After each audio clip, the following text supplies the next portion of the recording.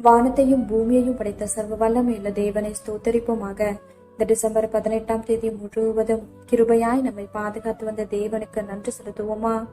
கிருபையும் மகிமையும் நிறைந்த எங்கள் பரிசுத்தமுள்ள நல்ல தகப்பனே, உம்மை ஸ்தோத்தரிக்கிறோம், துதிக்கிறோம் ராஜா. இரவு நேரத்திலும் உம்மை நோக்கி பார்க்கக்கூடிய கிருபையை கொடுத்ததற்காக நன்றி தகப்பனே.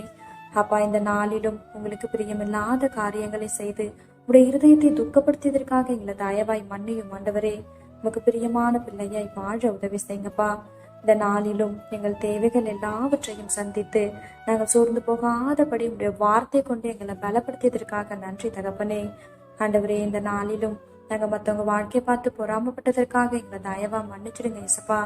பொறாமை அப்படின்ற ஒரு எலும்புரிக்கு எங்களுக்குள்ள எப்பொழுதுமே இல்லாதபடி அதற்கு எங்களை விலக்கி காத்தரலும் தகப்பனே.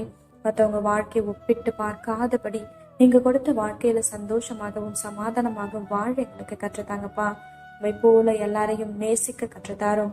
இரவு நேரத்தில் செபிக்கிற ஒவ்வொருவரையும் ஆசிர்வதிங்கப்பா. அவர்கள் குடும்பங்களையும் நீர் பாதுகாத்து வழி நடத்தும். எங்கள் ஆவி, ஆத்துமா, சரீரம் முழுவதையும் உடைய கரத்திலே கொடுக்கிறோம். நீர் பொறுப்பெடுத்து நீர் வழி நடத்தும்.